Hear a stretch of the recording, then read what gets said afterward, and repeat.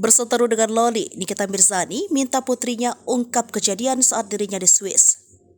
Berseteru dengan putri sulungnya, Nikita Mirzani minta Loli menjelaskan kejadian yang terjadi di kediamannya saat sang aktris berada di Swiss untuk melakukan pemeriksaan kesehatan.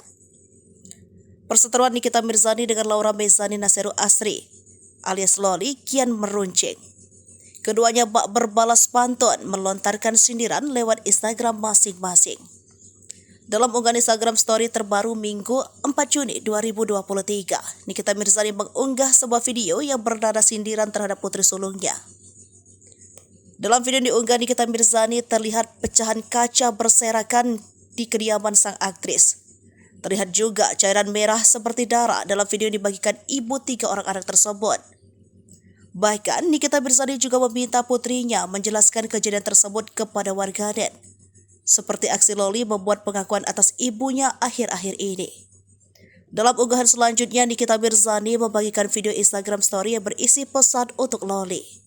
Dengan tegas, aktris pemilik nama lengkap Nikita Mirzani Mawardhi itu mengingatkan Loli agar tak keseringan bermain Instagram.